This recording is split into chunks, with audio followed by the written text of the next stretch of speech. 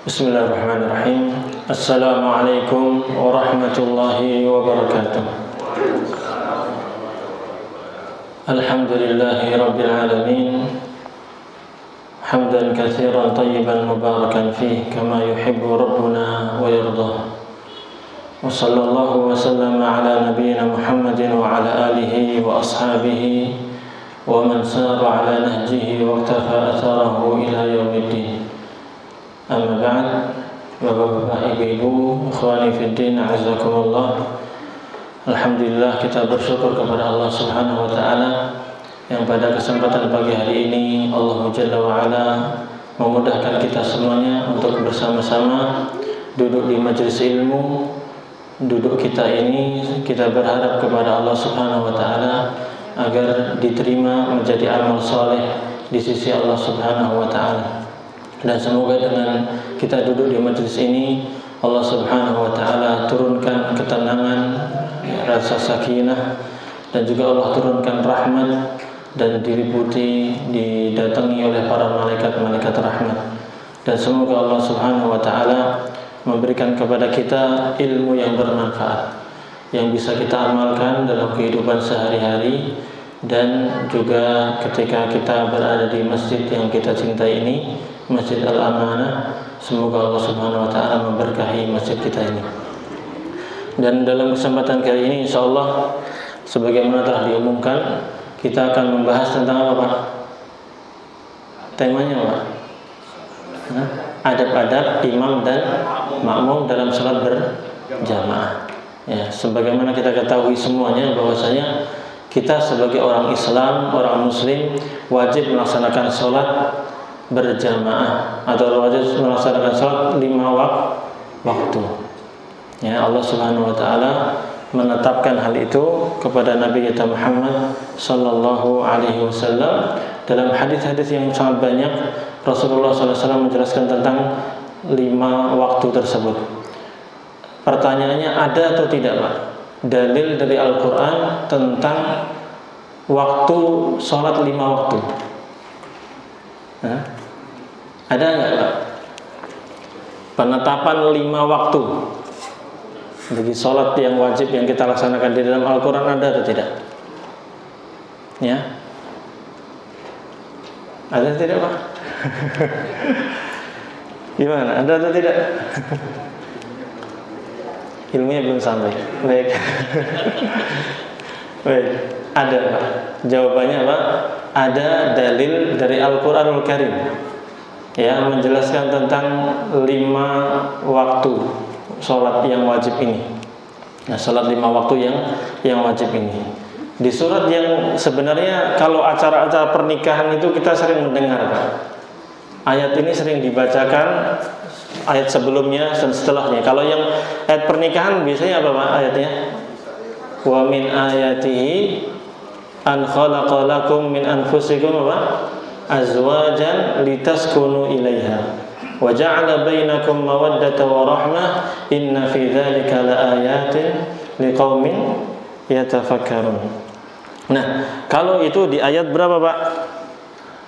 21 surat Ar-Rum. Nah, ayat yang tentang sholat 5 waktu sholat 5 waktu itu ada di mana? Ada di ayat ke-17 dan juga di ayat ke-18. Allah Subhanahu wa taala berfirman, "Fasubhanallahi hina tumsuna wa hina tusbihun wa lahul hamdu fis samawati wal ardi wa 'ashiyyan wa hina tuzhirun."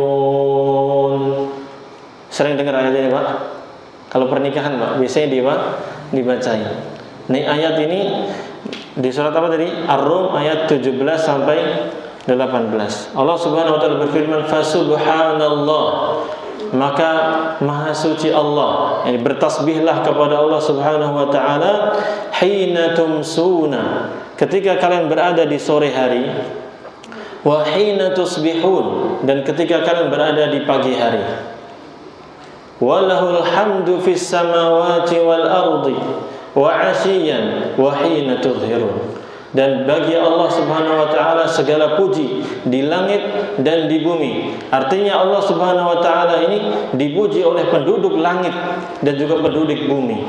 Wa 'ashiyan, dan di sore hari. Ya, di waktu kamu berada pada petang hari.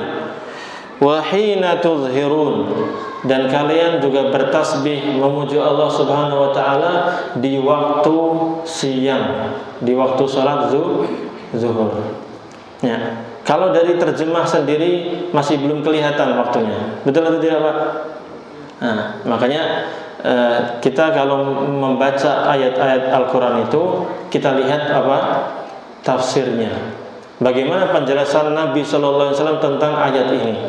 Atau penjelasan sahabat Nabi tentang ini, atau penjelasan tabi'in tentang ini, para ulama, sampai ulama zaman kita tentang ilmu apa?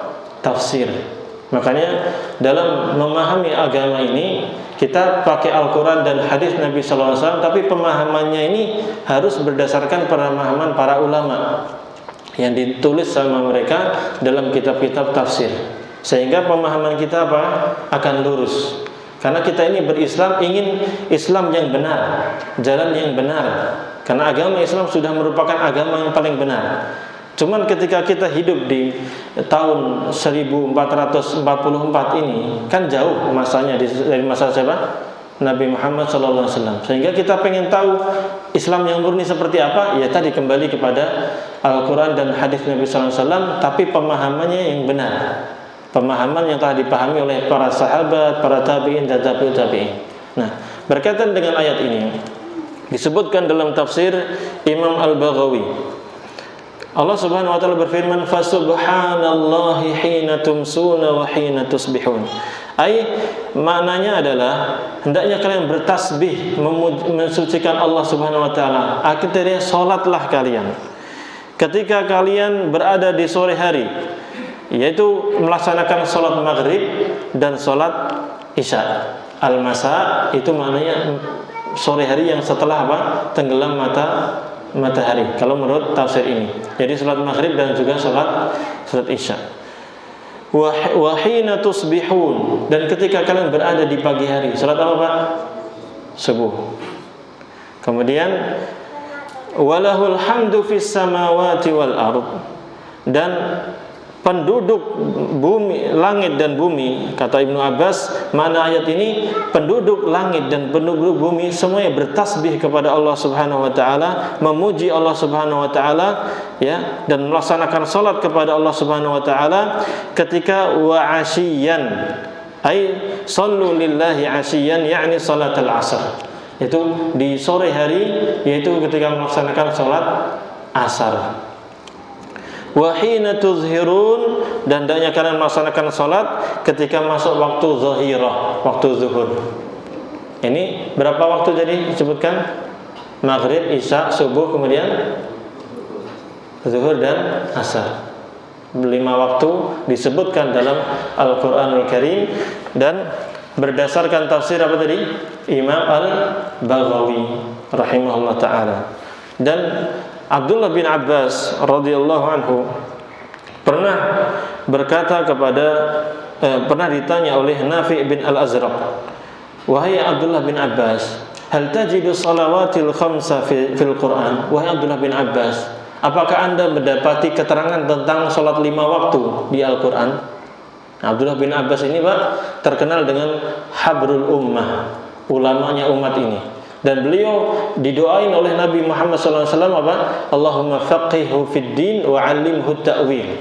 Ya Allah, berikanlah pemahaman agama kepada Abdullah bin Abbas ini, dan berikanlah dia ilmu tentang ilmu tafsir Al-Quran.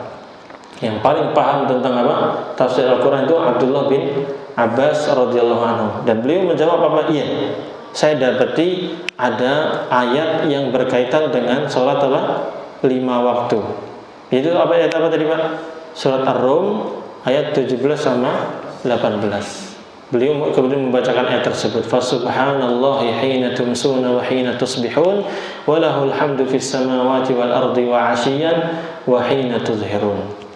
Ya, maka ini dalil yang jelas tentang sholat 5 waktu, disebutkan dalam Al-Quran, disebutkan dalam hadis Nabi Shallallahu Alaihi Wasallam.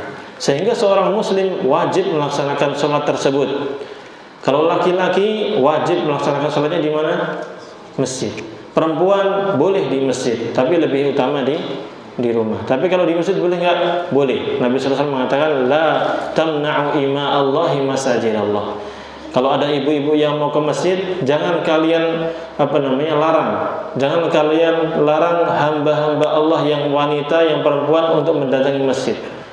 Meskipun rumah mereka itu lebih utama daripada masjid. Ya, tapi intinya baik yang di rumah ataupun yang di masjid, semuanya wajib melaksanakan sholat secara berjamaah. Sehingga pembahasan sholat berjamaah ini sangat penting. Karena bakal akan kita laksanakan setiap 5 kali setiap setiap hari. Sehingga berkaitan dengan adab-adab imam, ini ada pembahasan khusus. Ini kitab yang saya baca ini, yang saya bawa ini, judulnya Al-Imamatu fis Shalah. Jadi berkaitan dengan memimpin sholat atau imam dalam melaksanakan sholat. Ditulis oleh Syekh Dr. Sa'id bin Ali bin Wahab Al-Qahtani. Ini bagus sekali. Cuman pada kesempatan kali ini kita akan lebih kepada adab-adab sholat saja. Adab-adab berjamaah, itu bagaimana imam, adab-adabnya seperti apa, kemudian makmum juga adabnya seperti apa. Ma'asyiral muslimin rahimani wa rahimakumullah, menjadi imam sholat itu memiliki keutamaan yang sangat luar biasa. Banyak keutamaannya. Di antaranya dia senantiasa mendapatkan doa Nabi Muhammad sallallahu alaihi wasallam. Nabi Muhammad SAW pernah bersabda, sebagaimana hadis yang diriwayatkan dari Abu Hurairah, Rasulullah SAW pernah berdoa, Allahumma arsyidil a'immah waghfir lil muadzinin. Ya Allah, bimbinglah para imam-imam salat itu dan ampunilah orang-orang yang senang melaksanakan senang mengumandangkan azan. Ini keutamaan menjadi imam salat dan juga muadzin. Jadi orang yang menjadi imam sholat itu dapat doa Nabi, akan dibimbing sama Allah Subhanahu Wa Taala. Ya, muadzin juga demikian. Akan mendapatkan mendapatkan ampunan dari Allah Subhanahu Wa Taala. Ya, para ulama berbeda pendapat mana yang lebih utama, imam atau muadzin. Ya, kalau bapak berpendapat apa nih? Ya, perselisih para ulama. Karena kalau imam di zaman Nabi SAW yang imam siapa? Nabi Muhammad SAW. Di zaman Abu Bakar. Ini orang-orang mulia ini yang berhak untuk menjadi imam sholat saat itu. Sehingga para ulama berbeda pendapat. Sementara azan ini pahalanya besar sekali. Ya, ketika dia mengumandangkan azan, Allahu Akbar, Allahu Akbar, dan seterusnya, hayya 'alas shalah, wahai kaum muslimin, mari melaksanakan sholat. Jadi setiap dia mengajak orang sholat, lalu orang tersebut sholat, maka pahala yang dilakukan oleh jamaah yang hadir itu diberikan juga kepada yang azan itu. Makanya Masya Allah nih pahalanya besar. Makanya karena Rasulullah SAW bersabda, man dalla ala khairin falahu mithlu ajri fa'ilihi. Siapa yang memerintahkan, mengajak seseorang untuk melakukan kebaikan, maka dia mendapatkan pahala seperti orang yang melakukan itu, tanpa mengurangi orang yang melaksanakan perbuatan itu. Ya, ini tadi orang azan melaksanakan azan, mengumandangkan azan, memanggil orang sholat, yang datang 100, maka yang azan ini dapat pahala orang yang sholat tersebut. Tapi yang sholat juga tetap dapat pahala masing-masing, tanpa mengurangi pahala mereka. Besar atau tidak, Pak? Besar. Bahkan disebutkan dalam hadis, ketika seseorang azan itu dianjurkan untuk melantangkan suaranya, dikeraskan suaranya, ditinggikan. Dan alhamdulillah sekarang sudah ada bantuan mikrofon, lebih jauh lagi jarak atau jangkauan suara itu. Nah, dalam sebuah hadis disebutkan, tidaklah suatu makhluk baik yang kering ataupun yang basah mendengar suara azan itu kecuali akan menjadi saksi dan juga akan memintakan ampun untuk siapa yang azan tersebut. Dan banyak keutamaan azan yang dimiliki oleh orang-orang yang gemar mengumandangkan azan tersebut. Baik. Kemudian siapa yang berhak untuk menjadi imam? Ini kalau kita masjid seperti ini misalnya, nah ada sebenarnya kriteria imam-imam khusus. Yani kriteria yang kalau bisa nih tercapai pada imam masjid kita. Gitu. Karena Nabi sallallahu alaihi wasallam pernah bersabda dalam hadis yang sahih dari Abu Mas'ud radhiyallahu anhu, ya, Rasulullah sallallahu alaihi wasallam bersabda, "Ya ummul qauma aqra'uhum li kitabillah." Orang yang berhak mengimami suatu kaum adalah orang yang paling bagus bacaannya tentang Al-Qur'an. Ya. Atau makna yang lain, makna aqra'uhum li kitabillah itu kadang bermakna yaitu paling banyak hafalannya. Tapi tentu yang paling banyak hafalannya, tapi juga paling yang paham tentang apa Pak? Tata cara sholatnya. Misalnya dalam suatu masjid, misalnya Pak, sekomplek ini dilihat mana yang hafalannya paling banyak. Oh fulan misalnya hafalannya juz 30 selesai. Oh yang lain hafalannya kurang dari itu. Maka yang diutamakan yang mana Pak? Yang banyak ini, yang banyak hafalannya, yang bagus juga. Nah, tapi kalau misalnya ada anak kecil, misalnya anak kecil, terus hafalannya banyak, tapi belum bisa paham tentang fikih sholat, maka lebih baik jangan dulu. Karena khawatirnya lagi ngimamin ghairil maghdubi alaihim waladdallin. Lalu tiba dia tengok-tengok ke belakang, taruhlah gitu Pak ya. Atau dia ngomong ke belakang, "Pak, mau baca surat apa?" misalnya. Misalnya Pak, kalau anak kecil kan kadang nggak memikirkan yang seperti itu. Sementara ngomong dalam berbicara ketika sholat hukumnya apa Pak? Batal sholatnya. Maka selain yang dilihat itu selain hafalannya banyak, bacaannya bagus, tapi juga dia paham tentang tata cara sholat yang benar. Nah itu. Tapi fa in kanu fil qiraati sawaan fa'alamuhum bis sunnah. Tapi kalau ternyata di jamaah ini misalnya ada bapak-bapak 5 orang, oh ternyata hafalannya sama. Ya, 3 juz, 30 juz gitu. Ada juz 30 gitu. Intinya hafalannya sama, bacanya juga bagus-bagus ternyata. Nah, tapi mana yang didahulukan? Maka kalau sama mereka dalam hafalan, dalam bacaan, didahulukan yang paling tahu tentang sunnah. Artinya paling paham tentang ilmu agama. Ya, dia sebagai guru agama yang memang paham agama yang benar, baru itu dikedepankan. Karena masalah sholat ini akan erat hukumannya dengan fikih sholat Pak. Ya, kan sering kadang kita sholat gitu tiba-tiba lupa rakaatnya, ya kan? Akhirnya yang di belakang bilang subhanallah. Nah, kalau imam nggak paham, dia akan lanjut saja. Sementara kalau sudah lewat mesti akan ada syariat apa Pak? Sujud sahwi. Dan masih banyak lagi hal-hal yang berkaitan dengan fikih agama. Maka itu yang dikedepankan dulu. Tapi ternyata kalau dalam satu tempat itu hafalannya sama, bacaannya bagus-bagus, kemudian ternyata ilmu agamanya juga sama, ya. Maka mana yang didahulukan? Fa in kanu fis sunnati sawaan fa aqdamuhum hijratan. Maka kalau semuanya sama, didahulukan mana yang lebih pertama kali hijrah. Ini kalau posisinya dulu dia sama-sama orang non-muslim kemudian masuk Islam atau hijrah dari negeri Islam ke negeri kufur, baru didahulukan. Ya. Tapi kalau sama-sama Islam, fa in kanu fil hijrati sawaan fa aqdamuhum silman au sinnan.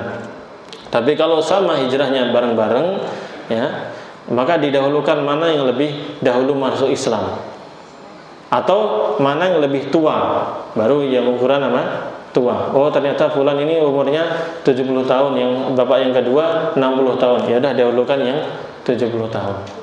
Ini kalau mau berbicara tentang apa Pak? Tentang siapa yang lebih berhak. Ya. Tapi kalau di satu masjid ternyata sudah ditentukan imamnya dan memang sudah sesuai dengan yang diajarkan oleh Nabi Muhammad SAW, maka ya sudah, imam itu yang lebih berhak untuk apa? Mengimami salat. Oleh karena itu Nabi SAW bersabda demikian Pak, wala ya'ummanna ar-rajulu ar-rajula fi sultanihi, ya, wala yaq'udu fi baitihi ala takrimatihi illa bi idzni. Janganlah seseorang mengimami orang lain di tempat yang di situ sudah ada imamnya. Jadi ada seseorang, misalnya di masjid ini sudah ada ditetapkan imam Bapak Fulan, Bapak A. Tiba-tiba kita datang, ya, kita main robot masuk saja, boleh atau tidak? Tidak boleh. Yang melarang siapa? Nabi Muhammad SAW. Kecuali dengan izin beliau. Taruhlah kita lagi main di sini, lagi silaturahim ke sini, kemudian Bapak A yang sebagai imam tetap masjid sini mempersilakan, Ustaz, monggo Ustaz maju, silakan maju imam. Nah, itu baru dibolehkan. Tapi kalau enggak ada izin dari beliau, ya tunggu aja beliau. Barangkali masih ada keperluan, ditunggu. Ya, gitu. Kecuali kalau bapak yang biasa imamin itu dia ada berhalangan dan sudah ngomong, Afan, saya kayaknya untuk sholat maghrib ini saya terlambat, silakan yang bisa maju silakan, maka baru yang lainnya. Paham Pak ya? Ya. Baik. Itu berkaitan dengan imam sholat. Sekarang kita akan masuk pada adab sebagai imam sholat. Yang pertama yang harus diperhatikan oleh imam sholat setelah dia dikumandangkan iqamah, maka dia maju ke depan. Kemudian yang pertama kali harus dilaksanakan adalah menertibkan barisan sholat. Menertibkan barisan sholat. Nah, tertibnya barisan sholat itu seperti apa? Sudah diajarkan oleh Nabi kita Muhammad sallallahu alaihi wasallam. Rasulullah sallallahu alaihi wasallam bersabda, liyalini minkum ulul ahlami wan nuha. Hendaknya yang sholat di belakang saya, yang mendekat saya ini adalah orang-orang yang sudah baligh berakal, ya, sudah baligh berakal. Tsummal ladzi yalunahum, kemudian yang lainnya, yakni anak-anak. Tsummal ladzina yalunahum, kemudian yang lainnya. Ya. Para ulama menjelaskan hadis ini dan juga hadis-hadis yang senada dengan ini menunjukkan bahwa mengurutkan shaf itu urutannya sesuai dengan keutamaannya. Yang pertama adalah didahulukan adalah bapak-bapak dulu, yang yang sudah balik. Ini kalau mau idealnya gitu, yang balik-balik dulu. Baru setelah itu anak-anak. Ya, baru setelah anak-anak. Baru setelah itu di belakang sana siapa? Perempuan. Ya, ini aslinya demikian. Tapi kalau misalnya Pak sudah qomat, kemudian shaf sudah masuk, anak-anak tiba-tiba masuk ke shaf belakang imam, maka kalau sudah gitu nggak masalah. Tidak mengapa. Anak itu tetap di situ, nggak perlu diusir ataupun keluar kamu, bilang harus dididik.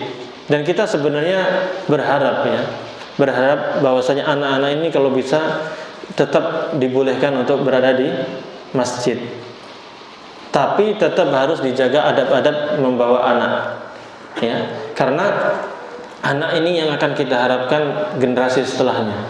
Siapa lagi penerus ini kalau bukan anak-anak ini? Dan pendidikan yang terbaik untuk anak-anak itu dengan cara melihat langsung. Ini anak-anak kalau kita bawa ke masjid, dia lihat orang sholat. Dia meskipun belum balik, ya belum, kadang masih main-main, dia akan lihat gerakan sholat.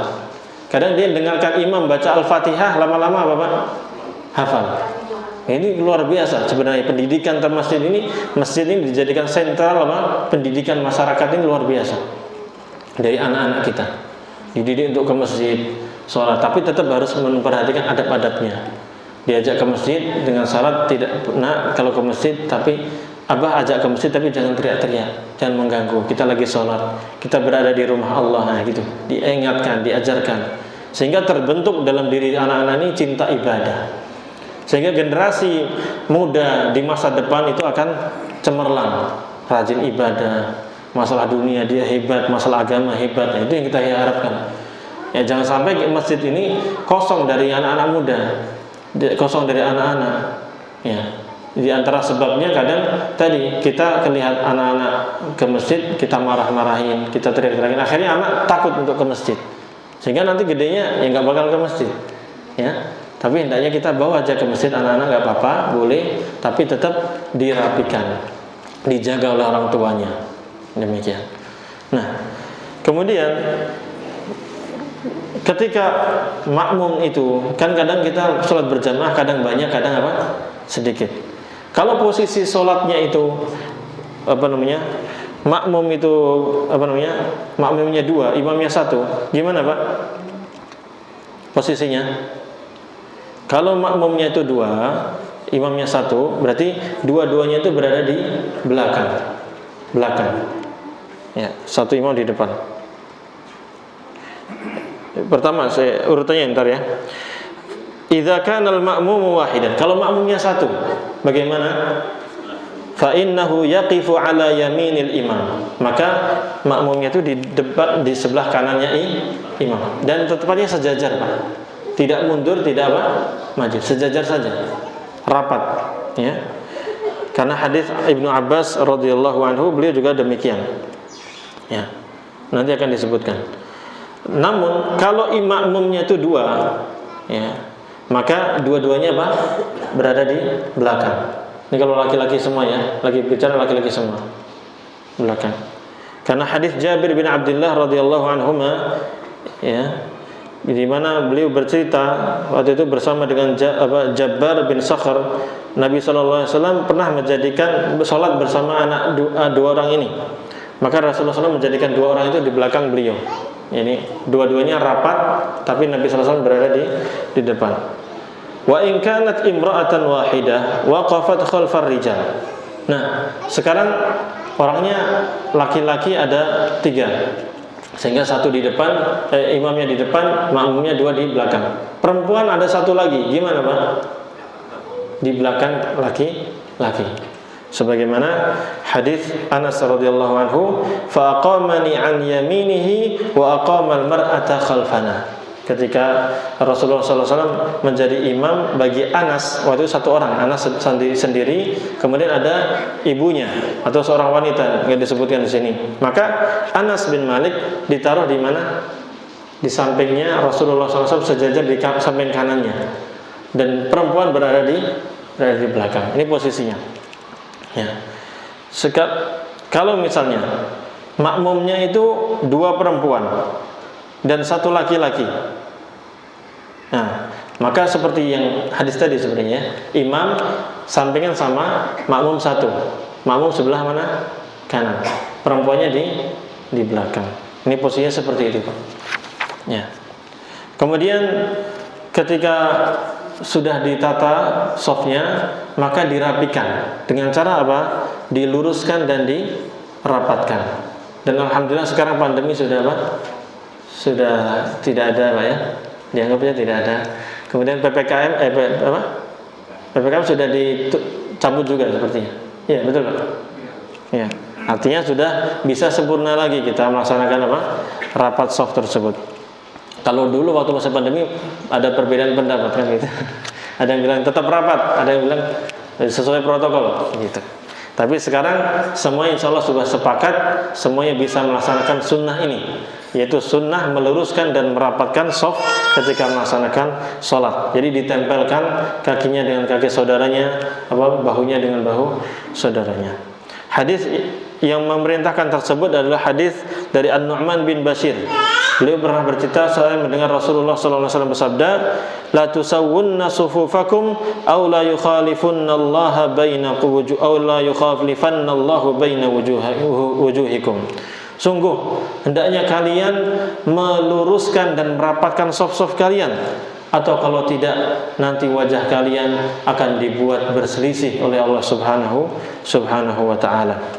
Dalam hadis yang lain, Rasulullah SAW kalau mau sholat itu dirapatkan, di shafnya dirapikan sama beliau, seperti beliau itu menata anak panah, ditata dengan rapi, dijejer gitu. Kemudian beliau pun suatu saat ngimamin juga, lalu lihat ada orang yang dadanya menonjol, artinya dia agak maju sedikit dari shaf, sehingga membuat shaf tersebut tidak lurus. Maka beliau bersabda, ibadallah, wahai hamba Allah, la tusawwunna sufufakum aw la yukhalifanallahu baina wujuhikum. Wahai hamba Allah, tolong perhatikan, luruskan dan rapatkan shaf kalian. Kalau kalian enggak luruskan, enggak rapatkan, maka Allah akan membuat wajah kalian berselisih. Nah, ini perintah dari Nabi Muhammad sallallahu alaihi wasallam. Bahkan Syekhul Islam Ibnu Taimiyah rahimahullah taala dan juga beberapa ulama yang lain berpendapat bahwa meluruskan dan merapatkan shaf ini hukumnya wajib, hukumnya wajib. Karena sebagian hadis menunjukkan perintah. Rasulullah SAW bersabda, "Sawwu sufufakum fa inna taswiyatas sufufi min iqamatis shalah." Hendaknya kalian luruskan dan rapatkan shaf kalian, karena lurus dan rapatnya shaf itu termasuk dari menegakkan salat. Dalam riwayat yang lain, min tamamis shalah, termasuk kesempurnaan apa? Salat. Maka ini, adapun lafaz-lafaznya macam-macam. Lafaznya kan kalau mau imamin biasanya apa? Kalau yang sering dipakai adalah sawwu sufufakum fa inna taswiyatas sufuf min tamamis shalah atau min iqamatis shalah.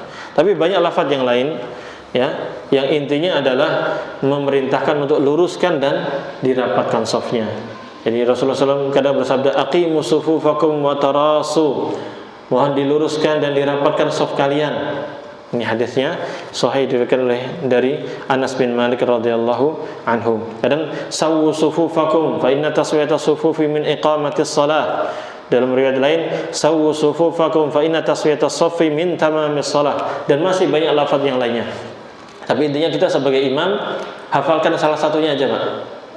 Hafalkan apa? Salah satunya aja. Sawwu sufufakum fa inna taswiyatas sufuf min tamamis shalah. Atau tadi yang masih ringkas tuh ada yang ringkas ini. Aqimu sufufakum wa tarasu. Boleh Bapak setelah itu terjemahkan lagi. Mohon Pak diluruskan dan dirapatkan shafnya gitu. Yang tadi yang sawwu sufufakum fa inna taswiyatas sufuf min tamamis shalah mau diterjemahkan juga enggak apa-apa, lebih bagus. Biar apa? Biar jemaah paham. Itu kadang kan sawwu sufufakum fa inna taswiyatas sufufi min tamamis shalah gitu. Tapi enggak lurus juga, enggak rapat juga kan gitu. Tapi kalau diterjemahkan baru mohon diluruskan Pak, mohon dirapatkan. Nah, itu lebih baik. Ya. Atau lafaz yang lain, istawu, nah itu. Ya, kalau di Masjidil Haram biasanya pakai ini, istawu, kan gitu ya. Artinya apa tadi? Luruskan dan rapatkan 3 kali. Ini lebih ringkas. Nah, ini di antara adab-adab menjadi imam. Di antara adab-adab yang lain, ya, yang menjadi harus diperhatikan oleh imam sholat adalah ketika melaksanakan sholat, hendaknya sholat dengan ringan. Sholatnya ringan, tidak terlalu panjang yang panjang banget, ya, tapi tetap harus apa? Sempurna sholatnya. Jangan juga pendek, terlalu pendek atau terlalu cepat melaksanakan apa? Sholatnya. Jadi tadi meringankan sholat, jangan memberatkan makmumnya. Dilihat kondisi makmumnya, kuat enggak nih makmumnya panjang-panjang, ya.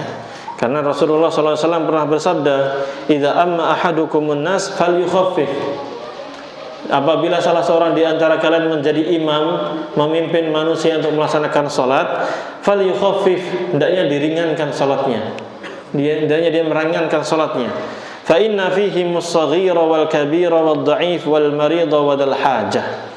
Karena di antara yang sholat ini bermacam-macam.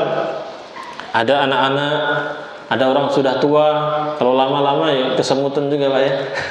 Pegel Pak ya. Ya kalau lama-lama pegel juga. Wad dhaif, ada orang yang lemah, ada orang yang sakit, ada orang yang punya keperluan. Apalagi kita mesti di pinggir jalan. Mungkin orang lagi mampir sholat maghrib, sholat isya, tiba-tiba baca Al-Baqarah 1 juz misalnya Pak.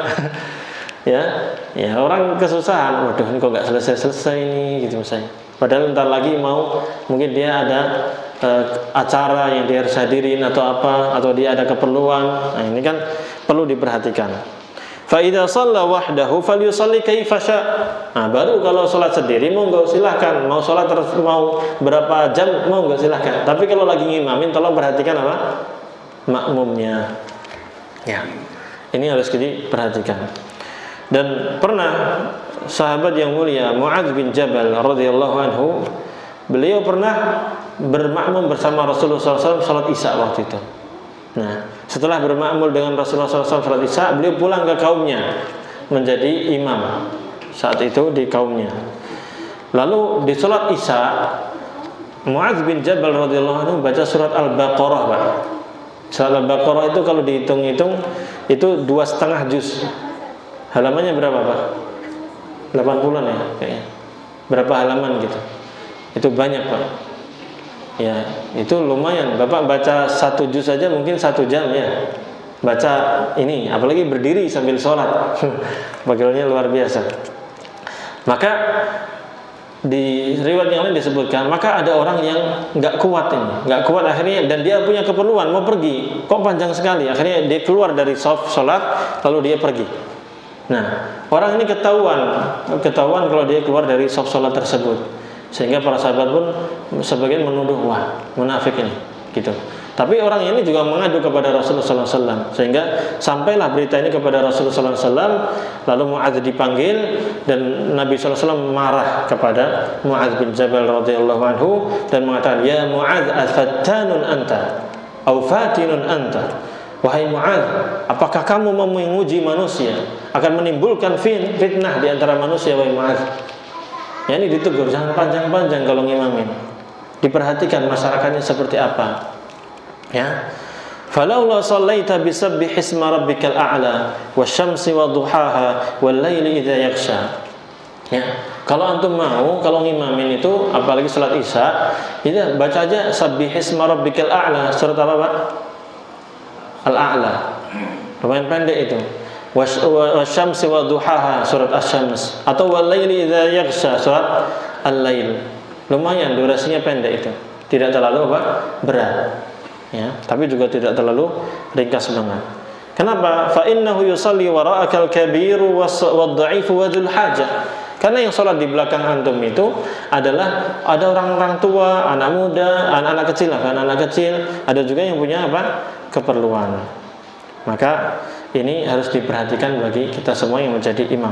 Di hadis yang lain yang senada dengan itu, yang menguatkan menguatkan adab ini adalah Abu Sa'id Al-Khudri radhiyallahu anhu pernah bercerita. Suatu hari datang kepada Rasulullah SAW seseorang, lalu berkata, ya, demi Allah ya Rasulullah, inni la ata'akharu an salati subhi min ajli fulan. Demi Allah ya Rasulullah, saya ini kadang sengaja menunda berangkat ke masjid. Saya sengaja terlambat ke masjid waktu salat subuh karena fulan ini kalau jadi imam yutilu bina, panjang sholatnya, saya berat gitu. Akhirnya saya sengaja, oh ini durasi 20 menit, udah saya agak terakhir dikit, kira-kira menjelang rukuk baru datang. Kenapa? Karena berat, panjang. Nah ini demikian. Maka Rasulullah SAW saat itu marah besar. Marahnya kepada siapa? Kepada imam yang panjang tersebut, yang terlalu panjang. Ya. Maka Rasulullah SAW marah dan beliau bersabda menasihati kaum muslimin, ayyuhan nas inna minkum munaffirin. Wahai manusia, sesungguhnya di antara kalian tuh ada orang yang senangnya membuat orang kabur, membuat orang apa? Lari. Fa ayyukum amma an-nasa falyukhaffif. Siapa di antara kalian yang mengimami manusia, maka tolong yang ringan saja, diringankan sesuai kondisi apa? Masyarakat di situ. Fa inna fihimul maridha wad-dha'ifa wal kabira wadzal hajah. Karena di antara jamaah itu kadang ada yang sakit, ada yang lemah, ada yang sudah tua, ada yang punya keperluan. Maka hal ini harus diperhatikan bagi kita. Nah, cuman masalahnya Pak, ringan yang dimaksud Rasulullah SAW itu seberapa? Kan gitu. Karena jangan sampai orang bilang ringan, oh ringan deh. Udah, ghairil maghdubi alaihim waladdallin. Amin. Yasin. Allahu akbar. Sami'allahu liman hamidah. Apakah itu ringan yang dibolehkan? Tidak yang seperti itu. Lihat kisah yang tadi, Mu'adz bin Jabal ketika beliau membaca surat Al-Baqarah, ditegur sama Rasulullah SAW, terus suruh baca apa Pak? Surat Al-A'la dan atau Asy-Syams atau Al-Lail. Yani jangan terlalu apa? Panjang banget, tapi juga durasinya harus sesuai dengan sunnah Nabi Muhammad SAW. Disebutkan dalam beberapa riwayat tentang apa saja yang dibaca oleh Nabi Muhammad SAW. Di subuh durasinya berapa ayat, di zuhur bisa berapa ayat, di asar berapa ayat, maghrib, isya dan seterusnya. Termasuk yang sering kita tahu mungkin adalah ketika sholat Jumat. Sholat Jumat biasanya rakaat pertama apa Pak? Sholat Jumat, kalau Jumatan itu loh Pak. Yang disunahkan tuh rakaat pertama baca apa? Al-A'la. Rakaat kedua Al-Ghasyiyah. Itu diantara hadis yang menjelaskan tentang bacaan yang dibaca oleh Nabi SAW yang biasa dilakukan. Yang seperti itu standar-standar itu aja. Jangan terlalu ringkas, jangan terlalu jangan terlalu panjang juga. Intinya tadi kembali kepada perhatikan imam, makmumnya. Nah, kalau makmum ini lagi mulai semangat, ya kita agak panjang dikit. Apalagi Ramadan, ya itu kesempatan kita mendengarkan ayat-ayat Al-Qur'an. Kalau bisa merutinkan misalnya dari Al-Baqarah nih Pak, jalan terus sampai Ali Imran, An-Nisa gitu. Ngimamin tarawihnya itu lebih bagus. Tapi kalau nggak mampu ya sesuai kemampuan saja. Sesuai kemampuan. Biar intinya kita melaksanakan sholat ini dengan tuma'ninah, tidak buru-buru, tidak ngebut-ngebut, tapi juga tidak terlalu panjang kalau lagi ngimamin. Tapi kalau sholat sendirian monggo silakan. Fal yusalli ma syaa, kata Nabi sallallahu alaihi wasallam, silakan sholat sesuai keinginannya. Ya. Ini yang pertama harus diperhatikan. Yang selanjutnya, yang kedua atau yang ketiga Pak ya. Hendaknya imam itu ketika di rakaat pertama itu lebih panjang daripada rakaat kedua. Hendaknya rakaat pertama lebih panjang daripada rakaat kedua. Karena hadis dari Abu Sa'id Al-Khudri radhiyallahu anhu, dia berkata, laqad kanat salatu dhuhri tuqamu fayadhhabu adh-dhahibu ila al-baqi' fayaqdi hajatahu thumma ya'ti ahlahu fayatawadda thumma yarji'u ila al-masjid wa Rasulullah sallallahu alaihi wasallam fi ar-rak'ati al-ula mimma yutiluha. Ini hadis ini berkaitan dengan salat zuhur yang dilakukan oleh Nabi sallallahu alaihi wasallam, tapi ini durasi yang sangat lama. Kita dengarkan Pak. Ketika salat zuhur maka ditegakkan, ada iqamat salat zuhur, maka Rasulullah SAW bertakbir.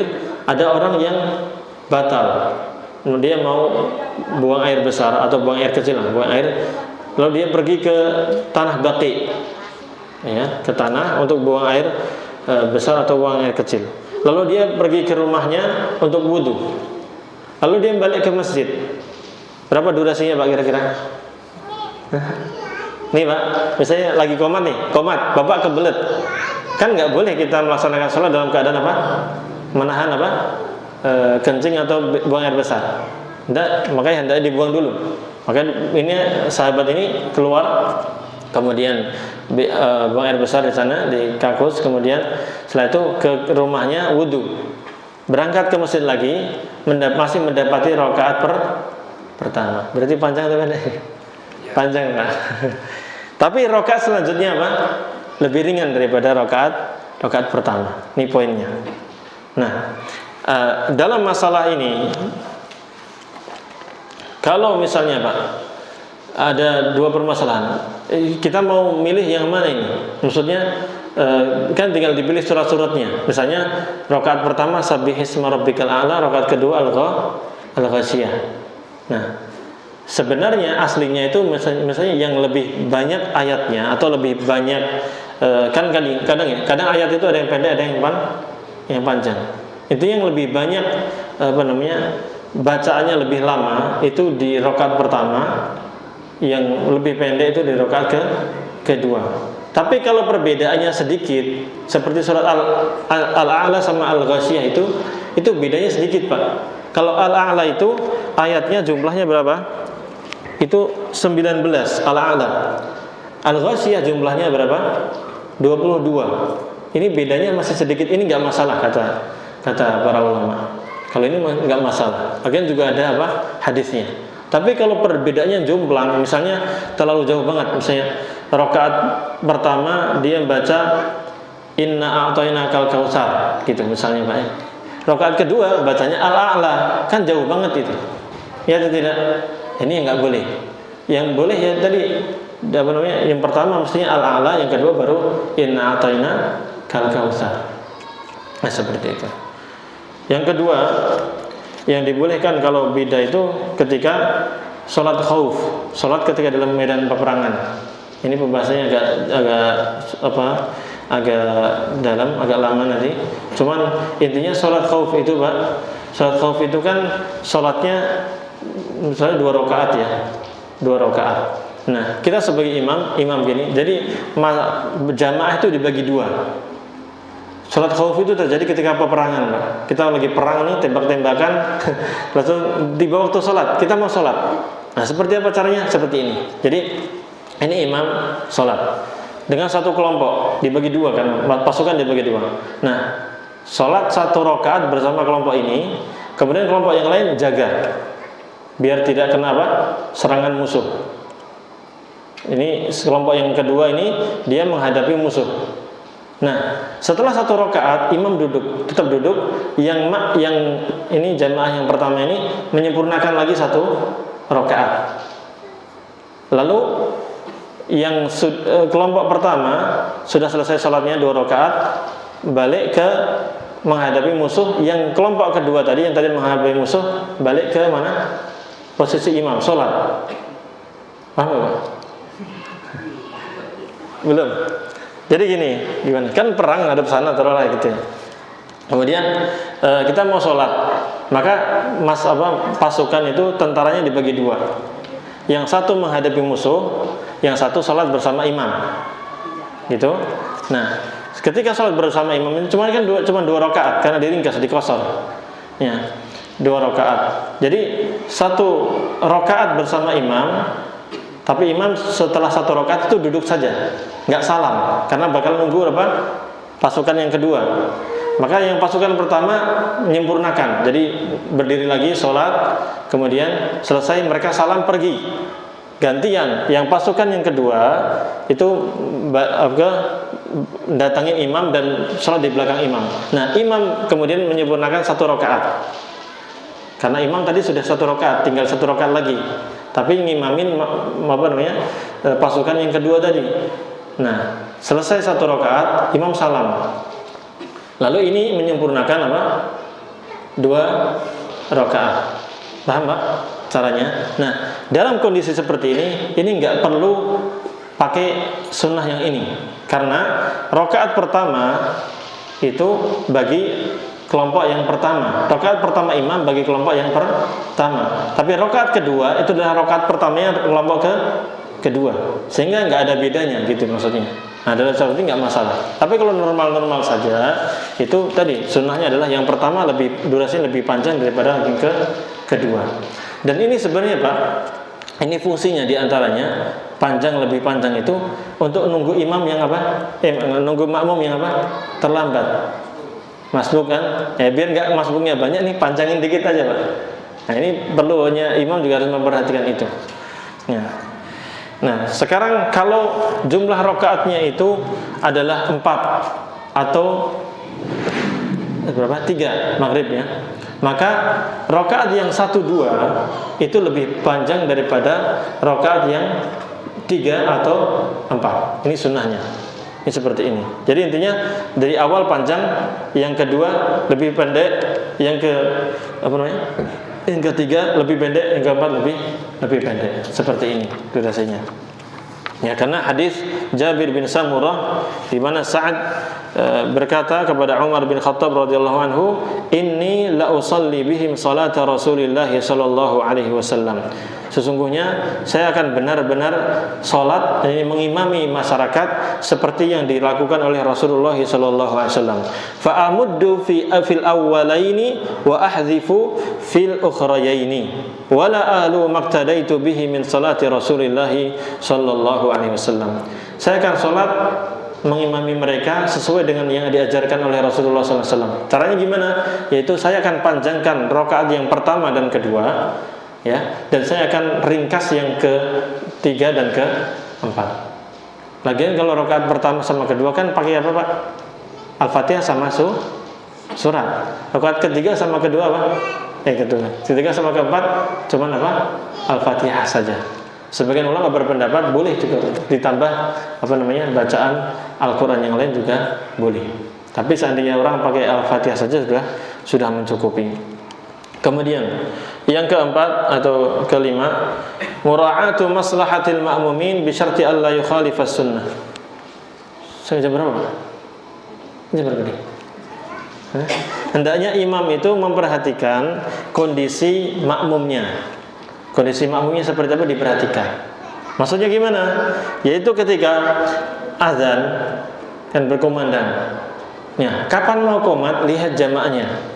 Kira-kira jamaahnya sudah ngumpul atau belum? Kok ternyata baru satu, baru dua, oh masih terlambat. Masih banyak, insya Allah ada kemungkinan mau datang.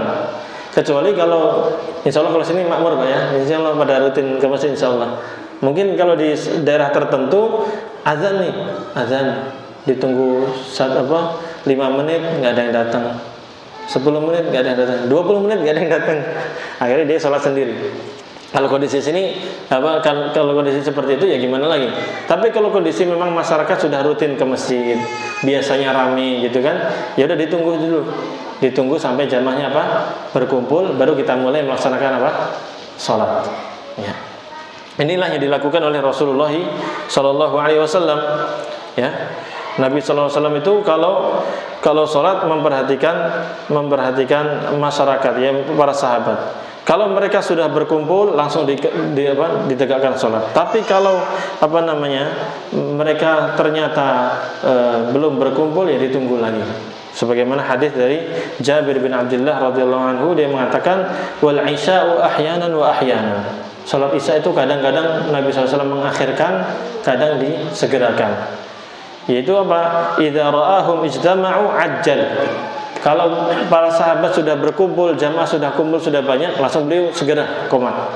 Azan langsung sunat sebentar langsung qomat. Wa idza ra'ahum abta'u akhar. Tapi kalau beliau melihat ternyata masih banyak yang terlambat, masih belum banyak, maka ditunggu dulu. Nah, ini fungsinya kita sebagai imam perhatikan. Ini juga fikih yang harus kita pelajari, bahwasanya yang menentukan kapan qomat itu siapa? Imamnya. Karena dia yang punya kewajiban memimpin sholat di masjid ini atau masjid yang lain, maksudnya satu masjid itu. Sehingga yang menentukan kapan qomat adalah imamnya. Adapun timer waktu, kan kadang ada timer waktunya. Itu hanya untuk memberikan durasi saja, biar orang bisa sholat sunnah, masih bisa ini, masih bisa. Tapi yang menetapkan nanti qomat atau tidak adalah imam. Maka nanti akan ada adab sebagai makmum, yaitu hendaknya mereka menunggu imam. Kalau sudah kelihatan imamnya, baru kita berdiri untuk melaksanakan sholat. Kalau tidak, ya tunggu dulu imamnya. Apalagi imam sudah ditetapkan dalam masjid ini, ditetapkan Bapak Fulan jadi imam, ya udah tunggu beliau sampai datang. Kecuali kalau beliau tadi berhalangan, sudah izin sama yang lainnya, sudah cari yang lainnya. Gitu. Kemudian yang harus kita perhatikan ketika sudah mengimami sholat, tadi harus tuma'ninah. Harus sholat tuma'ninah yang bagus, karena imam ini yang akan menjamin kualitas sholat tersebut. Kalau imamnya ngebut, ya aduh, kasihan juga makmumnya. Ya, kasihan juga makmumnya. Nanti istilahnya itu boyaan Pak ya. Kalau udah sepuh suruh ngebut gitu kan nggak bagus juga. Kita sholat harus tuma'ninah yang tenang, dinikmati Pak. Sholat ini ibadah yang agung. Kita sholat harus dinikmati. Ya, makanya tadi syarat menjadi imam tadi bacanya bagus dulu. Kemudian paham tentang tata cara sholat. Baru setelah itu yang paling berilmu tentang itu. Nikmati kalau kita sholat, menikmati bacaannya. Ya, kemudian menikmati sholatnya itu nikmat Pak. Ya, nggak buru-buru, ya, nggak kebut-kebutan, nggak ngejar rakaat gitu. Itu harus kita nikmati. Nah, di antara adab yang harus diperhatikan oleh imam adalah jangan sholat di tempat dia melaksanakan sholat wajib. Ya, dia sudah sholat wajib nih, ya, kemudian salam, habis itu kan zikir. Nah, kalau bisa kalau sholat sunnah nih geser. Boleh geser ke samping kanan, ke samping kiri, atau ke depan atau ke belakang. Kalau bisa sudah tidak di tempat dia mengimami sholat tersebut. Karena apa? Karena khawatir akan terjadi orang jadi salah paham. Sholat lagi ustaznya. Misalnya dikiranya sholat wajib, padahal dia sholat sunnah. Nabi SAW Al-Mughirah bin Syu'bah mengatakan suatu perkataan yang ini dirafa'kan, artinya hukumnya ini disampaikan kepada Rasulullah SAW, sampai kepada Rasulullah SAW. La yusallil imam fil mawdi'il ladzi shalla fi hatta yatahawwal. Janganlah seorang imam dia sholat di tempat dia mengimami sholat wajib di situ. Ya. Jangan sholat sunnah di tempat dia mengimami sholat wajib di situ. hatta yatahawwal, sampai dia berpindah. Ya. Bahkan Ali bin Abi Thalib radhiyallahu anhu mengatakan, idza sallama al-imam lam yatatawwa hatta yatahawwal min makanihi aw yafsila bainahuma bikalam. Kalau imam sudah salam, maka jangan setelah dia melaksanakan sholat sampai dia pindah. Pindah itu geser, nggak harus pindah jauh Pak, geser saja ke samping kanan atau ke kiri. Nanti kan disebutkan. Atau dia memisahnya dengan perkataan, jadi ngobrol dengan orang. Jadi orang sudah menganggap, oh udah bukan sholat apa wajib lagi, ya sudah sholat sunnah. Ya. Bahkan disebutkan oleh Imam Ibnu Hajar, beliau mengatakan, kenapa dilarang untuk melaksanakan sholat di tempat dia imam di situ? Karena khasyatal tibasin nafilah bil fardhiyah. Karena tadi khawatirnya orang menyangka ini sholat wajib, dikira mau sholat wajib lagi imamnya, ya. Padahal dia melaksanakan sholat sunnah. Abu Hurairah radhiyallahu anhu mengatakan di hadis yang dirafa'kan kepada Rasulullah SAW, ayajizu ahadukum an yataqaddama aw yata'akhkhar aw an yaminihi aw an shimalihi fi shalah. Apakah ada salah seorang di antara kalian ketika imam itu tidak mampu untuk maju sedikit atau mundur sedikit atau ke samping kanan atau samping kiri ketika melaksanakan sholat sunnah? Ini tadi intinya adabnya. Kalau sudah salam, zikir. Kalau mau sholat sunnah nih, geser. Mau ke kanan atau kiri atau ke belakang atau mundur ke sini, itu lebih baik. Biar orang tidak menyangka, oh imamnya sholat lagi nih, sholat wajib lagi. Tidak. Ya. Nah, tapi kalau makmum sudah tahu, oh ini bukan sholat wajib, ya udah selesai urusan. Ya. Kemudian di antara adab yang harus diperhatikan, ketika setelah dia salam, disunahkan baginya untuk diam sejenak. Jadi assalamualaikum warahmatullah, assalamualaikum warahmatullah, disunahkan untuk diam sejenak. Ya, sebagaimana yang dilakukan oleh Rasulullah SAW, beliau kalau salam, beliau diam sejenak, sampai perempuan-perempuan pada pergi, ya, baru setelah itu beliau salam. Baru setelah beliau berbalik ke arah belakang. Kana yusallimu fayansarifun nas fayadkhulna buyutahunna min qabli an yansarifa Rasulullah sallallahu alaihi wasallam. Rasulullah SAW salam, ya. Kemudian barulah perempuan pada pergi keluar. Setelah itu baru Rasulullah SAW beranjak dari tempat beliau duduk di situ. Ya. Untuk durasinya disebutkan dalam hadis yang lain. Nanti akan kita bahas. Ya. Di antara yang harus kita perhatikan ketika imam, kan kita imam menghadap ke kiblat. Dianjurkan setelah salam, ya, kemudian dia mengucapkan Allahumma istighfar 3 kali, ya. Kemudian mengucapkan Allahumma antas salam wa minkas salam tabarakta ya dzal jalali wal ikram. Baru setelah itu menghadap kepada manusia, yakni menghadap berbalik arah ke arah makmum. Ini disunahkan. Jadi bukan malah menghadap kiblat terus atau hanya sekedar miring ke arah kanan atau ke arah kiri nyerongnya, tidak. Tapi betul-betul menghadap ke makmum. Ya. Ini yang dilakukan oleh Rasulullah sallallahu alaihi wasallam.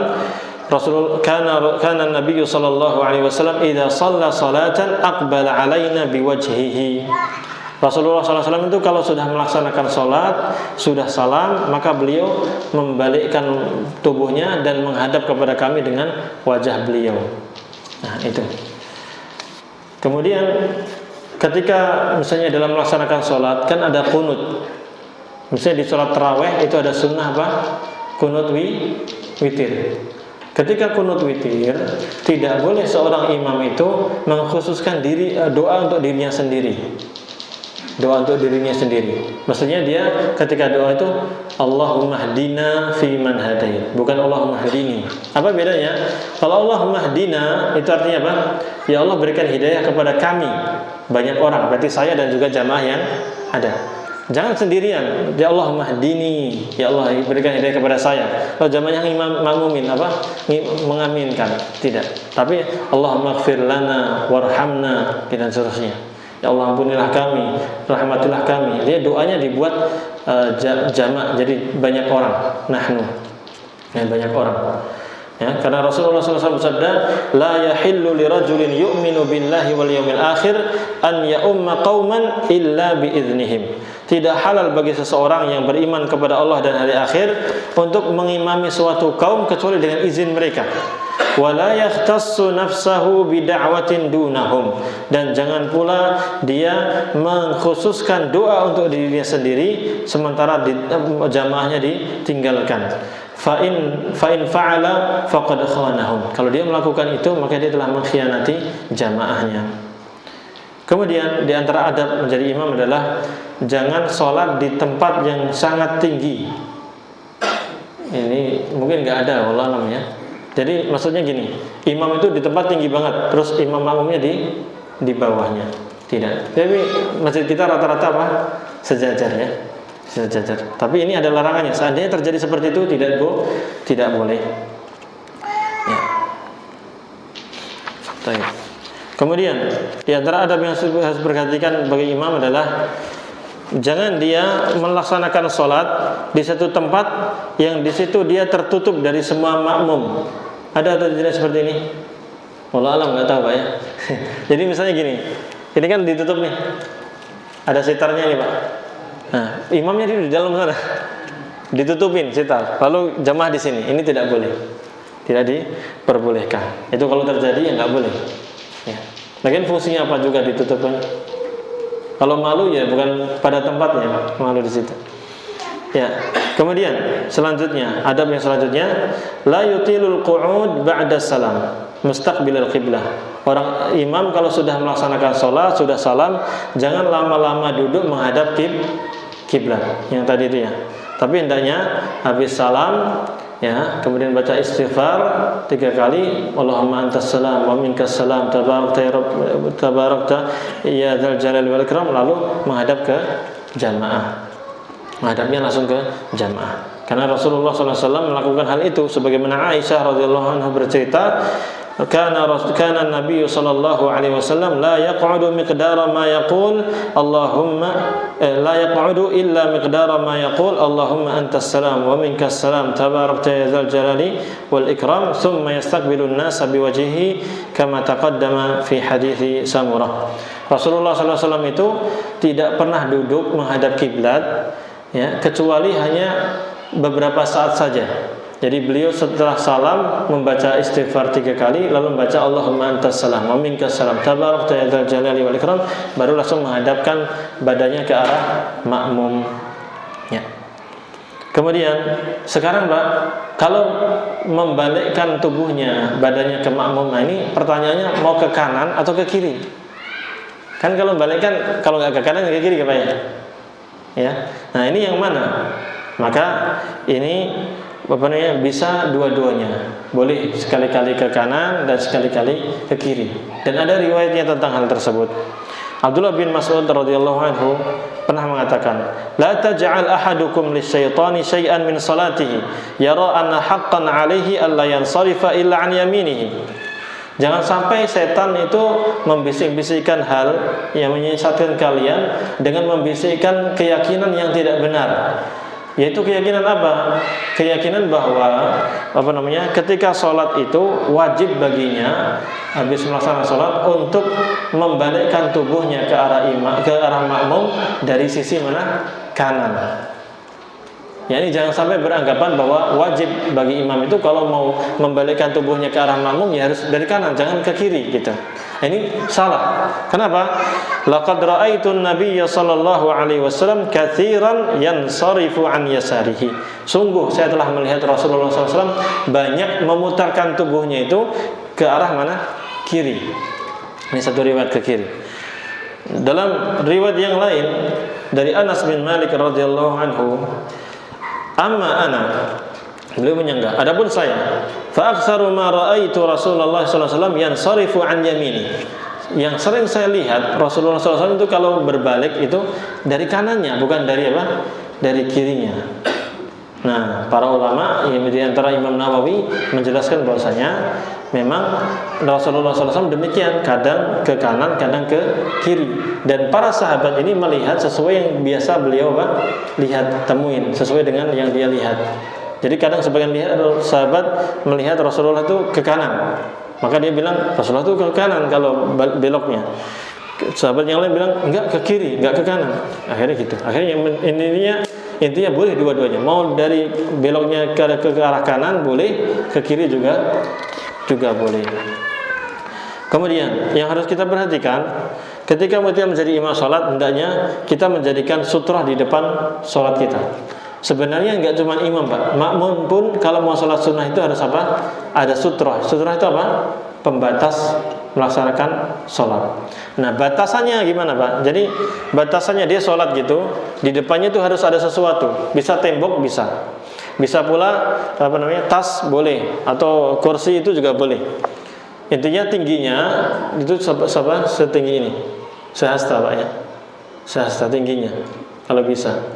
Nah, bisa pakai tembok, bisa pakai ini, atau bisa pakai kursi. Kalau dulu Rasulullah SAW itu pakai tombak.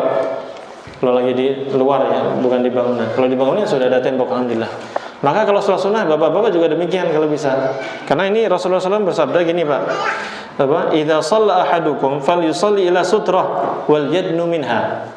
Kalau salah seorang di antara kalian sholat, maka hendaknya dia sholat dengan adanya sutrah di depannya, pembatas di depannya, dan dia jadi mendekat. Nah, jarak dekatnya seperti apa? Adalah sejarah dia sujud, ditambahi beberapa jarak gitu. Jadi dia sujud, masih sisa. Kalau dalam hadis itu disebutkan masih ada bisa lewat keledai di situ. Ya, bisa lewat itu. Ya, mungkin lebihnya 10 sentian. Atau kalau mau mepet juga nggak apa-apa. Tapi yang penting Bapak bisa sujud di situ. Nah, fungsi sutrah itu apa, Pak? Fungsi sutrah itu adalah biar kita sholat itu tidak ada orang yang lewat di depan kita. Ini kalau Bapak sholat sunnah, kemudian Bapak sholatnya di situ. Nah, ini orang yang mau ke depan ini kan nggak boleh, Pak.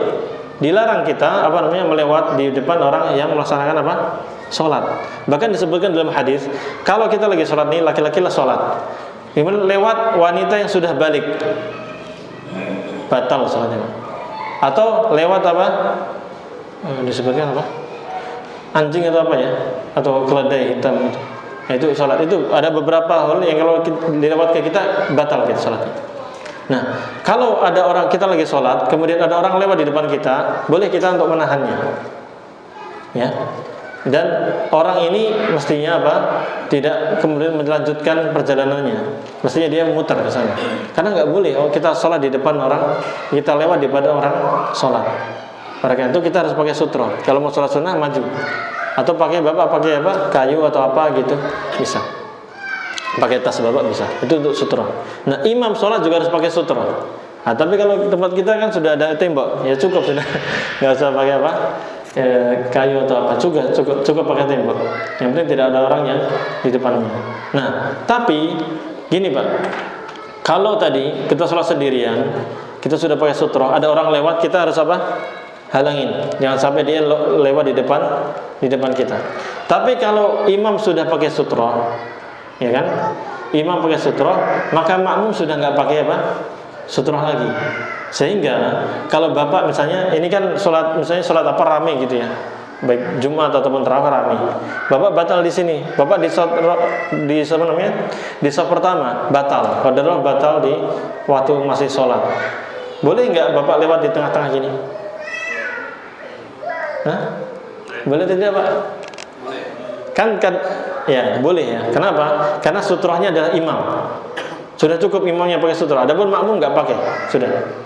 Jadi kita boleh wirawiri gitu. Ya jangan wirawiri juga. Cuman kan ada keperluan kan harus lewat. Mau nggak lewat kan, Pak? Masa mau lompat kan nggak bisa juga. Harus lewat. Nah, itu boleh, nggak masalah. Maka di Masjidil Haram, ya di Masjidil Haram kan kadang lewat orang wirawiri itu di depan. Nah, itu nggak apa-apa. Nah, dan ada hadisnya, ya. Abdullah bin Abbas radhiyallahu anhu pernah beliau menaiki keledainya, dan saat itu Rasulullah SAW sedang sholat. Nah, Rasulullah sudah pakai sutra.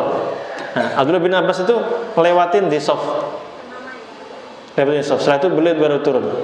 Kan melewati orang sholat tuh. Nah, saat itu nggak ada yang mengingkari, nggak ada sahabat yang mengingkari, Rasulullah juga tidak mengingkari. Menunjukkan itu boleh. Karena apa? Sutrohnya makmum adalah imam. Sudah cukup dengan itu. Nah, itu beberapa keterangan tentang sutroh. Kemudian kita akan membahas tentang adab-adab sebagai makmum ketika melaksanakan sholat berjamaah. Makmum ketika dia melaksanakan sholat berjamaah, yang pertama yang harus perhatikan ya, namanya makmum itu pasti harus mengikuti imam. Ya, sehingga gerakan-gerakan imam itu harus diikuti, tidak boleh mendahuluinya. Tidak boleh mendahuluinya. Ya. Ada beberapa yang harus diperhatikan juga, yaitu kalau sudah mendengar iqamah dikumandangkan dan kita iqamahnya pakai suara luar, kan kadang kedengaran di luar. Dari rumah lagi wudu qomat. Biasanya orang akan apa? Lari kencang Pak ya. Buru-buru biar dapat apa? Rakaat pertama, khawatir masbuk. Ini dilarang. Hendaknya ketika qomat, meskipun sudah qomat, kita jalan pelan-pelan, tetap tenang ke masjid, pelan aja jalan. Jalan pelan gitu, enggak usah ngebut-ngebut. Pakai motor enggak usah apa? Berubah jadi pembalap gitu. Enggak usah, santai aja jalan. Rasulullah SAW bersabda, "Idza sami'tumul iqamah famshu ila sholati wa 'alaikumus sakinah wal waqar." Apabila iqamah telah dikumandangkan, maka berjalanlah menuju salat. Ya, jalan saja. Wa 'alaikumus sakinah, hendaknya kalian tenang, wal waqar, dan penuh wibawa, enggak usah buru-buru. Wala tusri'u, dan jangan cepat-cepat, jangan buru-buru. Fama adraktum fasallu. Ya, apa yang kalian dapati dari rakaat itu, maka salat saja. Salat saja. Misalnya imam sedang rukuk, ya rukuk saja. Imam apa? Sujud, langsung apa? Sujud. Nah, ini yang perlu kita perhatikan, Pak. Ketika kita datang ke masjid masbuk, lalu imam rukuk atau sujud, bagaimana caranya salat Bapak? Apakah kita langsung sujud atau gimana? Yang pertama kali harus Bapak lakukan adalah takbiratul ihram. Ini yang harus kita perhatikan. Kadang main enggak, karena rukun pertama itu takbiratul ihram. Takbiratul ihram itu harus tegak badannya, kemudian Allahu Akbar. Satu baru ikutin rukuk atau sujud sesuai dengan posisi imam saat itu. Jadi bukan langsung datang nih imamnya sujud langsung sujud turun, enggak. Takbir dulu. Allahu Akbar baru sujud. Seperti itu Pak ya. Jelas. Nabi SAW mengatakan, "Fama adraktum fasallu." Apa yang kalian dapati, imam sedang ngapain? Salat, gabung. Wa ma fatakum fatimmu. Nah, yang terlewat, rakaat yang terlewat ya tinggal sempurnakan. Mudah atau tidak? Mudah. Ya. Gampang. Dalam riwayat yang lain, idza uqimatis shalah fala ta'tuha tas'aun. Kalau qomat dikumandangkan, jangan kalian lari-lari mendatangi salat tersebut. Waqtuha tamshun, tapi hendaknya kalian berjalan saja. Wa 'alaikumus sakinah, hendaknya kalian tenang. Fama adraktum fasallu wa ma fatakum fa'atimmu. Apa yang kalian dapati, maka sholat saja ikuti imamnya. Tapi kalau yang terlewatkan, masbuk beberapa rakaat tinggal disempurnakan.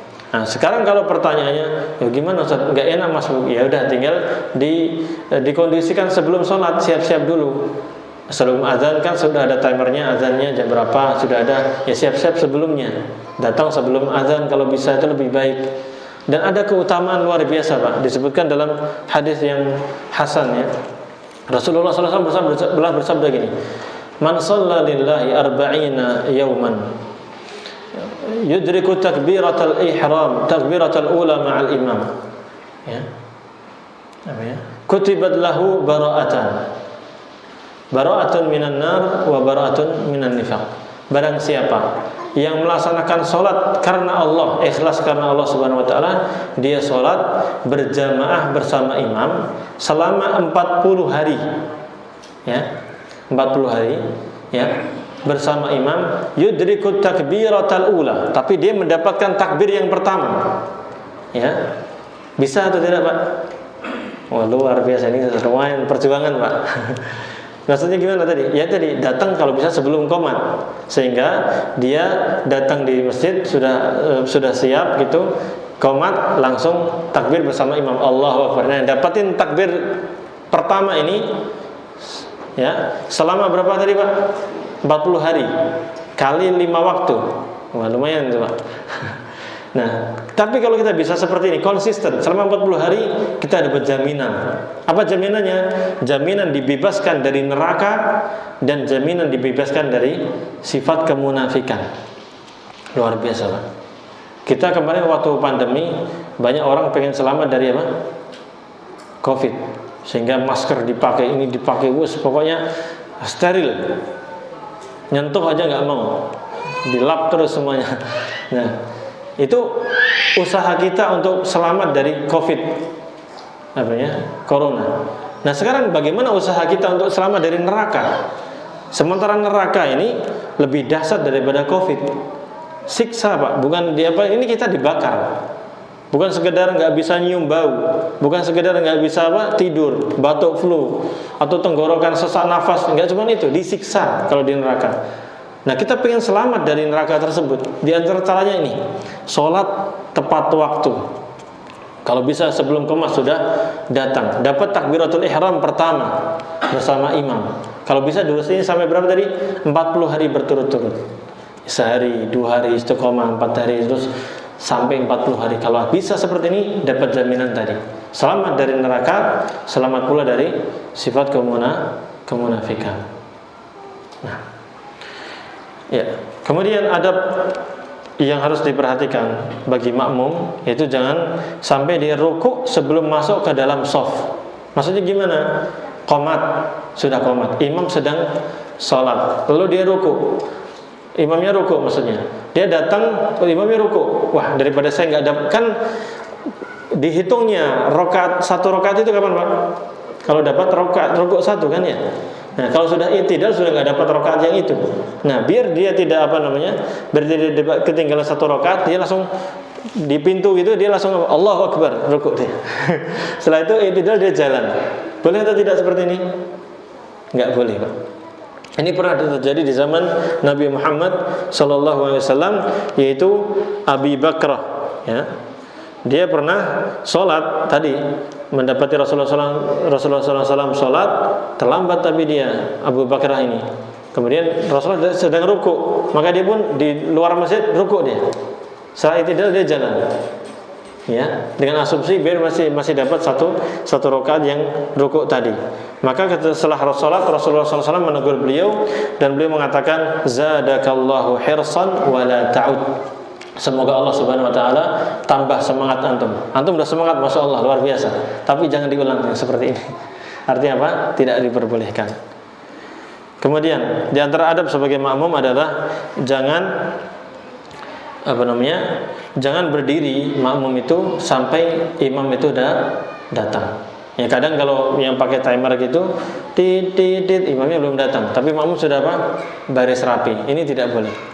Tidak termasuk yang adab yang diajarkan oleh Rasulullah SAW. Rasulullah SAW bersabda, "Idza uqimatis shalah fala taqumu hatta tarawni qad kharajtu." Kalau qomat sudah dikumandangkan, jangan kalian berdiri sampai kalian melihat saya keluar menuju melaksanakan salat. Kemudian kalau diperlukan, makmum itu boleh menyampaikan suara imam.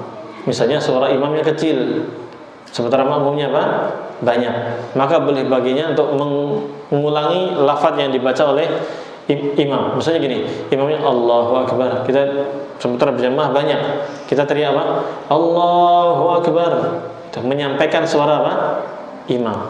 Ini dibolehkan.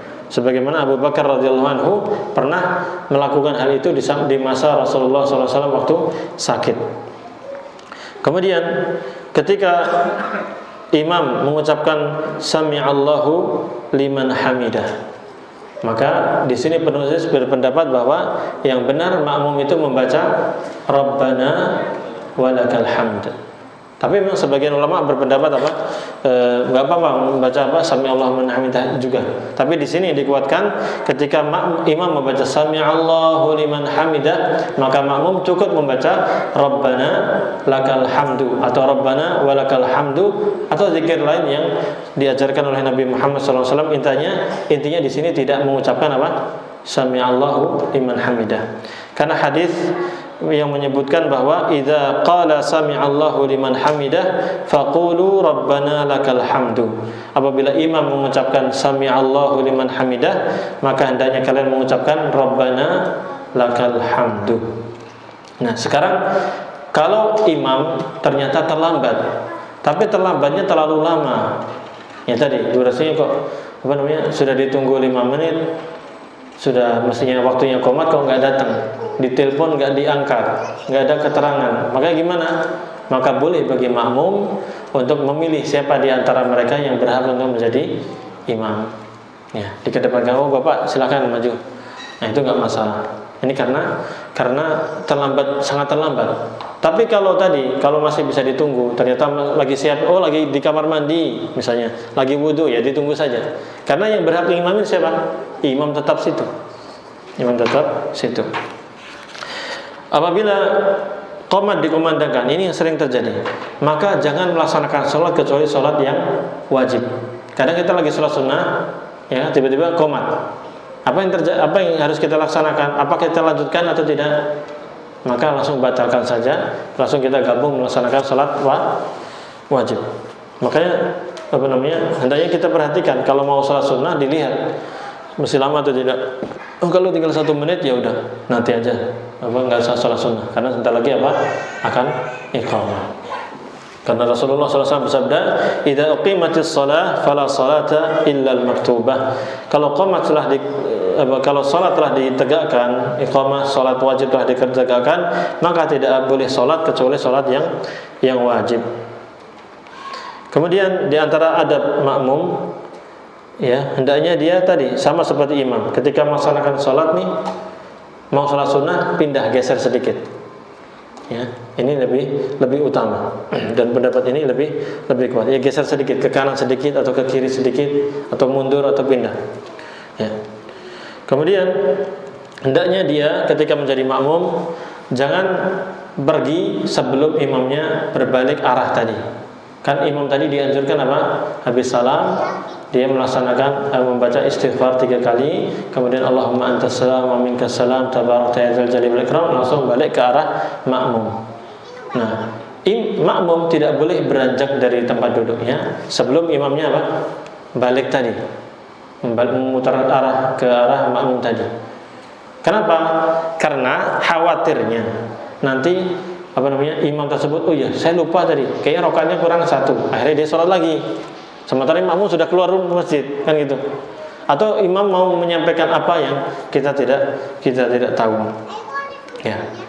Maka Rasulullah SAW bersabda, "Ayyuhan nas inni imamukum." Wahai manusia, saya ini imam salat kalian. Fala tasbiquni birruku'. Jangan kalian dahului aku dengan ruku', wala bisujud. Jangan pula dengan sujud, wala bil qiyam. Jangan pula dengan berdiri, wala bil insiraf. Jangan pula dengan cara meninggalkan saya sebelum saya berpaling ke belakang. Ini kalau imamnya tahu sunnah tersebut.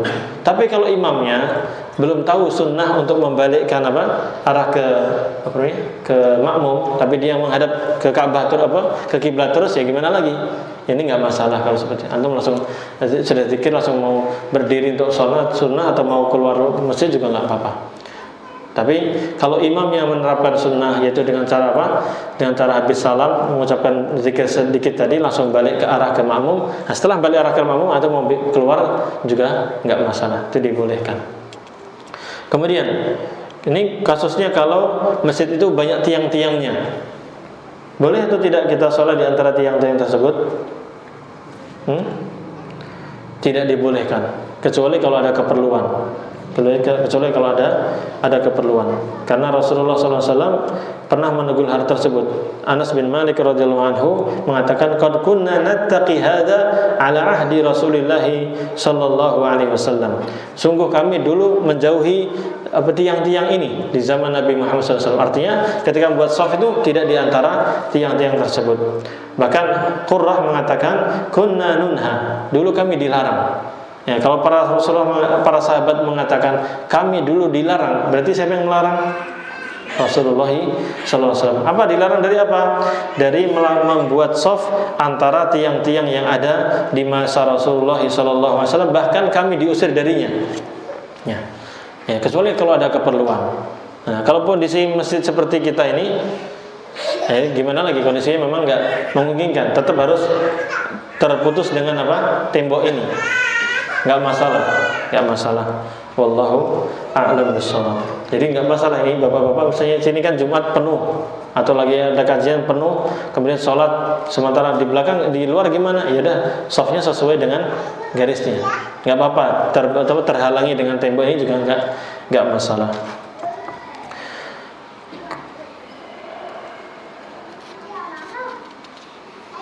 Ya.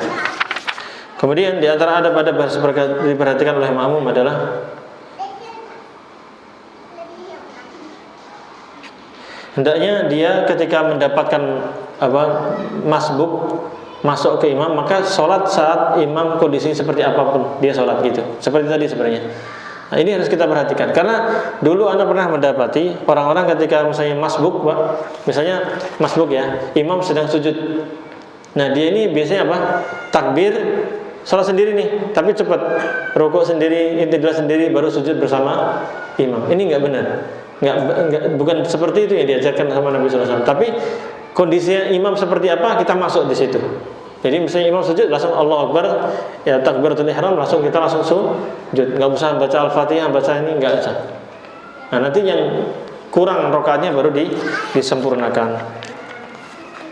Kemudian di antara adab yang harus kita perhatikan, kita sebagai makmum jamaah masjid, jangan kita mengkhususkan tempat tertentu di masjid ini. Misalnya Bapak booking nih, di sini di booking, ini saya nih, pokoknya saya di sini nggak boleh yang lain, gitu. Ini tidak diperbolehkan. Karena masjid ini untuk semuanya kaum muslimin, tidak dikhususkan untuk yang lain. Kecuali imam, kalau imam memang ada tempatnya, ya, ada tugasnya sendiri. Tapi kalau makmum nggak boleh mengkhususkan tempat tertentu. Sebagaimana hadis Nabi Sallallahu Alaihi Wasallam yang sahih, Rasulullah SAW bersabda, Anaha Rasulullah SAW an salasin. Rasulullah SAW melarang dari 3 perkara. Yang pertama, an naqratil ghurab. Jadi melakukan patukan seperti patukan patukan burung gagak. Itu melaksanakan sholat dengan cepat. Waftirasil sabur, duduk seperti duduknya hewan buas. Itu diantaranya adalah melakukan iqa'. Iqa' itu gimana, Pak? Bapak duduknya itu di bagian belakang ini, pantat itu di tanah, kemudian kakinya itu ke samping gini. Ini tidak dibolehkan. Atau Bapak sujud nih, tangannya ini nempel semuanya, siku-sikunya. Ini tidak boleh. Yang disunahkan gimana? Ya duduknya seperti iftiras atau apa? Tawarruk kalau duduk itu. Kemudian kedua kakinya. Tapi kalau untuk tangannya, ini sikunya apa? Diangkat. Gitu.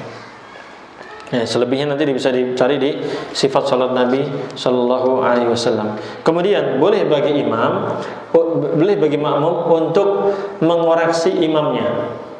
Jadi kadang imam itu apa? Lupa hafalannya atau salah ketika membaca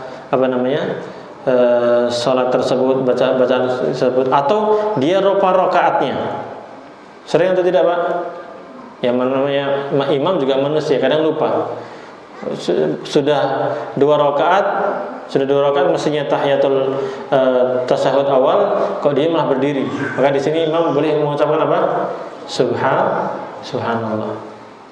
Atau tadi imamnya salah, dia membaca misalnya Sabbihisma rabbikal a'la alladzi khalaqa fasawwa. Wah, dia diam lama ini, Pak. Diulang lagi, Sabbihisma rabbikal a'la alladzi khalaqa fasawwa. Bapak boleh itu mengucapkan apa? Walladzi qaddara fahada. Dilanjutkan. Atau salah bacanya, Sabbihisma rabbikal a'la alladzi khalaqa fahada, misalnya. Salah gitu, Pak ya. Itu Bapak koreksi. Itu boleh. Namanya istilahnya al-fathu 'alal imam. Ya, mengoreksi imam itu boleh.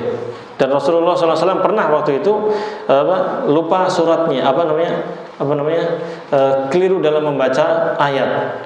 Maka Rasulullah SAW pun setelah melaksanakan sholat, beliau mengatakan, Halla azkartaniha. Kenapa engkau tidak mau menyebutkan, mengoreksi saya tadi waktu melaksanakan sholat? Ini boleh ya. Boleh bagi makmum untuk mengoreksi bacaan imam. Kemudian yang tidak dibolehkan, ya ini mungkin nggak terjadi juga ya. La yusalli qaddamal imam. Tidak boleh sholat di depan imam. Ya, di depan imam. Imamnya di sini, Bapak di depannya. Ya, itu nggak boleh. Kecuali kalau posisinya di mana, Pak? Masjidil Haram. Karena Masjidil Haram itu Ka'bahnya gimana? Di depan kita kan, dan sholatnya pasti apa? Muter, melingkar. Ya, orang yang di sebelah sana, ya kan pasti di depan imam itu. Nah, ini nggak masalah kalau ini. Kondisinya memang demikian. Ya, tapi kalau sholat yang biasa di masjid yang lain kan arah Ka'bahnya satu, arah kiblatnya satu, sehingga tidak boleh sholat di depan imam tersebut. Ini bisa juga antum perhatikan ketika sholat Idul Adha atau Idul Fitri kan di luar tuh, di lapangan. Nah, softnya itu harus rapi, jangan sampai di depan. Nggak terjadi juga sih sebenarnya. Ada nggak Pak yang sholat kayak gini? Nggak ada. Tapi seandainya terjadi, ini tidak dibolehkan. Ya, ini ma'asyiral muslimin rahimani wa rahimakumullah, beberapa adab-adab kita sebagai imam dan juga sebagai makmum. Semoga yang sedikit ini bermanfaat. Mohon maaf kalau terlalu panjang ya. Semoga, tapi insya Allah ini yang sedikit ini bermanfaat, karena ini penting untuk kita bahas karena berkaitan dengan kehidupan kita sehari-hari. Ya, kita pasti sholat berjamaah, pasti kita kalau nggak jadi imam ya pasti jadi makmum. Ya, demikian yang bisa kita sampaikan ini. Semoga yang ini bermanfaat. Kita tutup. Subhanakallahumma wa bihamdika asyhadu an la ilaha illa anta astaghfiruka wa atubu ilaik. Wassalamualaikum warahmatullahi wabarakatuh.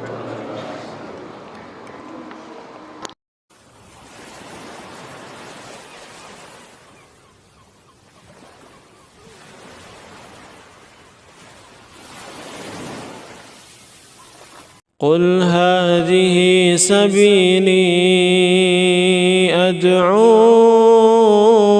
إلى الله على بصيرة أنا ومن اتبعني وسبحان الله وما أنا من المشركين.